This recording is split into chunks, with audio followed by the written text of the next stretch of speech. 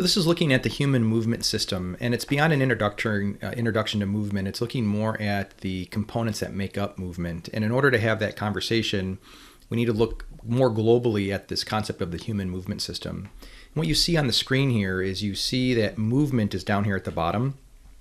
And a movement is a product of the articular system. Now, the articular system is a fancy way of saying the skeletal system, joints, connective tissue, ligaments, is basically the passive tissues that are non-excitable.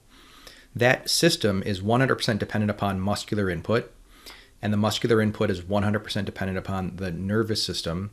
And the nervous system, if you see the blue spark up there, is driven by conscious and subconscious thought. So when we look at movement, we look at this hierarchy of control from the nervous system controls the muscular system controls the articular system, and all movement is occurring from our joint output.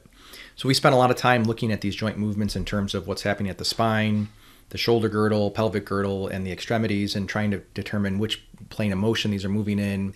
Is this flexion or extension? Trying to describe these positions. And we're doing that so we can get this understanding of how are we going to manipulate these systems? How are we going to manipulate the nervous system? How are we going to provide intervention in the muscular system so that we can change any one of these tiers, all by either assessing the quality of the movement and trying to enhance the performance of the movement. So we'll go back to this slide here. When we look at the body can do infinite amount of positions and movements, right? It's inexhaustible in terms of what we can and can't do. But when we look at the body, we want to really see that it's these 7 areas, right? In terms of the 3 regions of the spine, the shoulder girdle, pelvic girdle, and then the arms and legs where all this movement is occurring. And there's just these joints here that you see, and as long as you're responsible for those joints and you understand the muscular inputs for those, that's the starting point. And then we get into the whole relationship of how they're all interrelated. Movement occurs at the joints, and the joints are made up from the interactions of the bones. When we have the bones here, these are the major primary players when we look at the skeletal system. And then we have the divisions of the skeleton. You can see here highlighted in like a creepy green, and then your typical bone character there, bone color. So we have the axial skeleton, which is the center aspect. That's where axis, axial. And really these are bones that come in singles and not pairs, like the appendicular skeleton when we see the arms and the legs. The ribs throw this off. We look at the thoracic spine. There's a part of the spine that contains the ribs. And we just look at the ribs as an extension or a continuation of those thoracic vertebrae. But we have this axial region, appendicular region. But what we really want to look at the body, we want to look at the body in terms of these segments. We want to look at this arms and legs, which really are just the extension of force generation, which is coming from the spine. The spine really is the engine that drives human movement. And we look at the shoulder girdle and the pelvic girdle. These are the transition or the relay stations that transfer force from the spine being generated to these upper and lower extremities. When we get further into our future assessments, we'll be really taking in consideration how the pelvic girdle and the shoulder girdles are interacting with one another. So we get into this concept of joint movement, and joint movement is based on the plane of movement, which we've already discussed. We have these 3-dimensional coordinate systems, sagittal, frontal, and transverse planes. And from those planes, we have all of these available movements. So the question we ask is, what causes that joint motion? We have spent a lot of time identifying the joints, but let's examine the actual movements themselves. So recall that joints are the pivot points for the bones to interact, and that human movement is rotation. So we look at this image on the left here with the wheel spinning. That is the type of movement, that rotation movement that is occurring in the human body for when you're throwing something, exercising, pushing something, jumping, whatever it is that you're thinking about doing. This is a biological structure, and so a true axis, like on the right here, this hinge doesn't exist within the bone. It's a instantaneous axis, but it's rotation nonetheless. And when we look at the linear outputs that we create, these are all due to rotational inputs that are occurring within the musculoskeletal neuromuscular systems. What causes the joint motion? And the simple answer to that is force, but that force has to be coming from some source.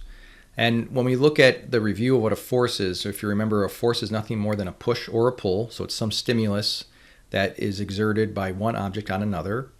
When we're dealing with the human body, when we're dealing with any of this functional anatomy aspect, we're dealing with the balance between external forces and internal forces. And external forces, most of the time, it is gravity. Now, sometimes the resistance can be coming from elastics, friction, or other like wind resistance, water resistance, but 99% of the time, the resistance that we're overcoming is gravity when you're looking at someone trying to stand, someone trying to throw something, or move some weight around. The internal forces, these are going to always be coming from muscular contractions, and muscle contractions always result in muscle tension. So tension is the internal force, gravity is the external force. And it is this tug of war between these forces, between gravity and muscle tension. There's a constant drive to get you down to the ground, and you are always overcoming that gravitational component. Now, in terms of the muscle forces, it's more of an inverse aspect where you have the muscles pulling on either direction, and the muscles are usually pulling bones together. And we're going to get into this concept of contraction.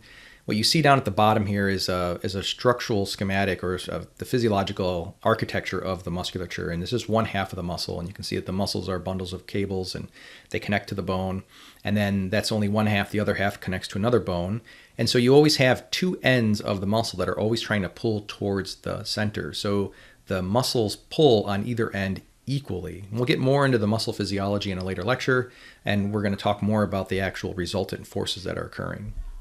With a few exceptions, all skeletal muscle crosses at least one joint. So if you look at the muscles of your face, they don't cross joints, but almost every musculoskeletal or every skeletal muscle is crossing one joint, maybe more.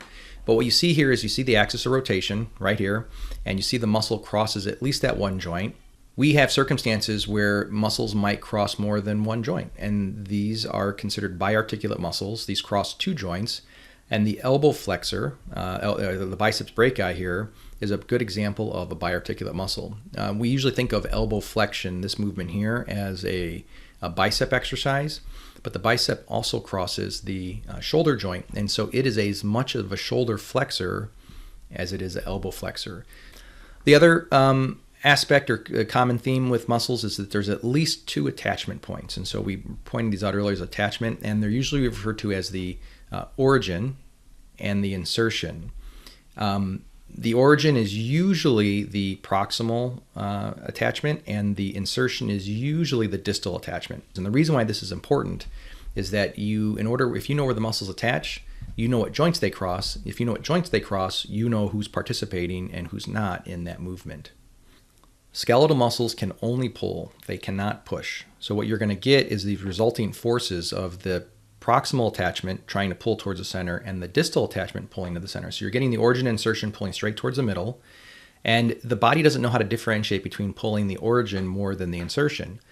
So the image on the left here, you're looking at the insertion moving to the origin because the distal segment is the more free movement, right? The glass of water or the dumbbell in the hand, that's more mobile than the mass of the body and the feet connected to the entire earth. The image on the right now is someone doing a pull-up. They're connecting to an apparatus, and then they're pulling themselves up, and so the shoulder and the body weight is more mobile than the apparatus and the weight of the earth. So this is called an inverse or reverse action of the movement. Remember, most movement we look at from anatomical position. This is illustrating this concept of open chain versus closed chain, and this is should be a review slide. Open chain, the distal segment is free to move, and closed chain, the distal segment is fixed. So now we're going to get into this concept of human motion and more of these roles that the muscular system can take on. And the very first thing we look at is this agonist-antagonist relationship. And this is how all the muscles of the body are set up. Since muscles can only pull, they cannot push. If you get yourself into a position, you need another set of muscles that does that complete opposite movement that the previous muscles just performed. And so this is where you get this agonist-antagonist relationship. So the bicep-tricep is the typical example that's used for this. So this is just a mechanical aspect. This it was supposed to be a wrist, but this is the extent that I have in PowerPoint to create images. But if we're looking at, let's say you're giving someone like a karate chop, you're looking down, and this is your wrist looking down, and we'll just say we're looking at like wrist extension and wrist flexion. So right now I'm balanced, so I don't really need muscle input, or I have equal muscle input, so I have some level of balance, right? The left and right are the same. There's really no agonist and no antagonist in this situation. So if I wanted to move to the right here, move laterally to the right, the muscle on the right would have to become the agonist, and the one on the left would have to relax to allow that stretching or lengthening to occur. So you can see that the one on the right got thicker because it doubled up, it shortened, and the one on the left lengthened and thinned out. Think of these as like springs or elastic. Then if I need to go back the other way, they switch roles. Now the agonist becomes the antagonist, and the antagonist becomes the agonist, and I pull back to the other side. And then if I need to reposition, I would reposition back into the starting position, and I'm back at equal balance on either side. So I have a video here that shows wrist flexion and wrist extension, and it shows the handoff back and forth between the extensors and the flexors in this position.